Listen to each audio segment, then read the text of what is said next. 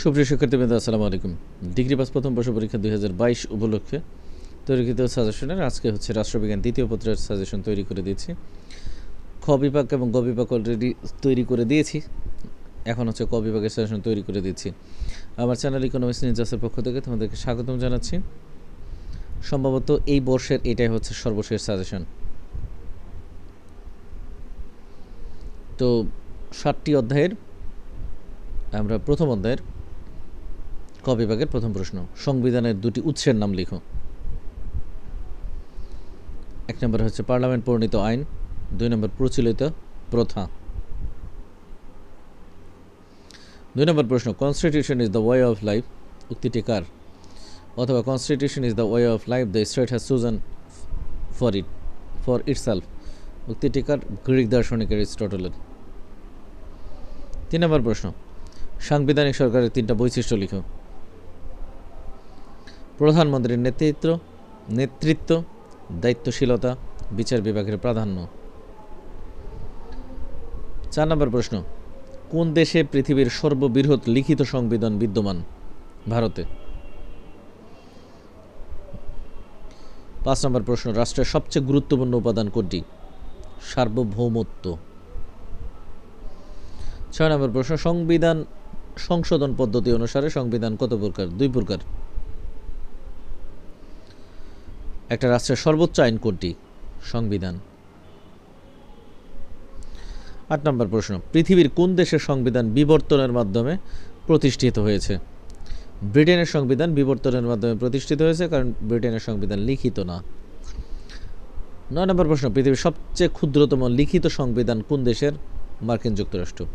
তার মানে পৃথিবীর সবচেয়ে বড় সংবিধান হচ্ছে লিখিত বড় সংবিধান হচ্ছে ভারতের, আর পৃথিবীর সবচেয়ে ক্ষুদ্রতম লিখিত সংবিধান মার্কিন যুক্তরাষ্ট্রের। আর কোন সংবিধান হচ্ছে অলিখিত এবং বিবর্তনের মাধ্যমে এসেছে? সেটা হচ্ছে ব্রিটেনের সংবিধান। 2 নম্বর অধ্যায়ের ক বিভাগের প্রথম প্রশ্ন, অ্যারিস্টটলের মতে সর্বোত্তম সরকার কোনটি? পলিটি বা মধ্যতন্ত্র। ডেমোস শব্দের অর্থ কি? জনগণ। ডেমোক্রেটিয়া শব্দটির অর্থ কি? ডেমোস শব্দের অর্থ জনগণ, ক্রাটিয়া শব্দের অর্থ হলো শাসন বা ক্ষমতা। গণতন্ত্রের বিপরীত রূপ কি? স্বৈরতন্ত্র বা একনায়কতন্ত্র হচ্ছে গণতন্ত্রের বিপরীত রূপ। সংসদীয় গণতন্ত্রের জনককে বা আধুনিক সংসদীয় গণতন্ত্রের জনককে? John Locke. উইল ইচ্ছা, নট ফোর্স, জোর জবস্তি না, is the basis of the state রাষ্ট্রের ভিত্তি উক্তিটি কার? টি.এইচ. গ্রিনের। ফ্যাসিবাদের জনককে? ফ্যাসিবাদের জনক ইতালির Benito Mussolini. নাৎসিবাদের জনককে?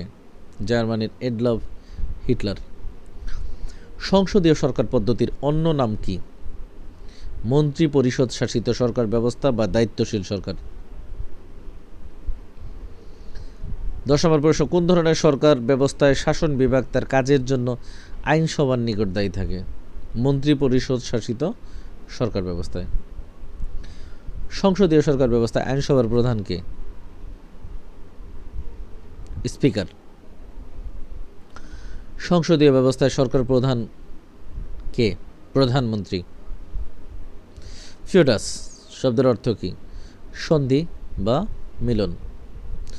The ruling class গ্রন্থটি কার লেখা? গাইটানো মস্কা। 3 নম্বর অধ্যায়ের একটি প্রশ্ন হচ্ছে, মন্টেস্কু তার কোন গ্রন্থে ক্ষমতা স্বতন্ত্রীকরণ নীতির কথা উল্লেখ করেছেন? The spirit of laws. The spirit of laws গ্রন্থটির লেখককে? ফরাসি দার্শনিক মন্টেস্কু। 4 নম্বর অধ্যায়ের প্রথম প্রশ্ন, সরকারের অঙ্গ বা বিভাগ কয়টি?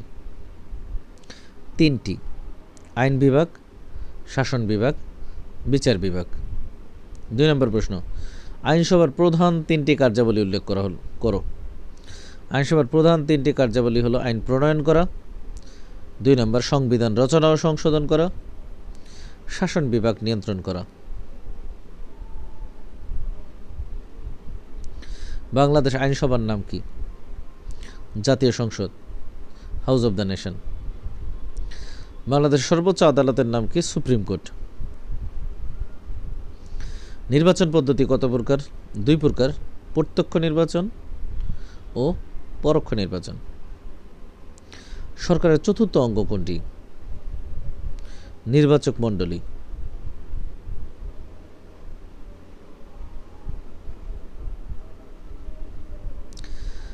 5 নম্বর অধ্যায়ের প্রথম প্রশ্ন,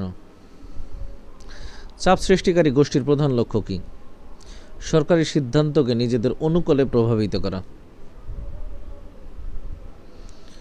6 নম্বর অধ্যায়ের ক বিভাগের প্রথম প্রশ্ন, পৃথিবীর কোন দেশের সংবিধান বিবর্তনের মাধ্যমে সৃষ্টি হয়েছে বা কোন দেশের সংবিধান অলিখিত?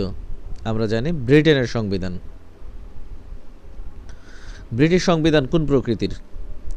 অলিখিত ও সুপরিবর্তনীয়।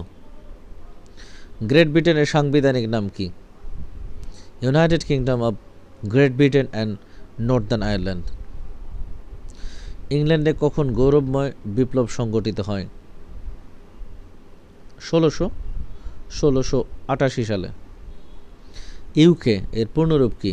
United kingdom. ব্রিটেনে কোন ধরনের রাজতন্ত্র রয়েছে? ব্রিটেনের সাংবিধানিক রাজতন্ত্র রয়েছে। ব্রিটেনের সর্বোচ্চ আপিল আদালতের নাম কি? লোকসভা। কখন ব্রিটিশ পার্লামেন্ট অধিকার বিল প্রণীত হয়? 1689 সালে। ব্রিটিশ পার্লামেন্টের উচ্চ কক্ষের নাম কি? লোকসভা। লোকসভার সভাপতিত্ব করেন কি? Lord chancellor.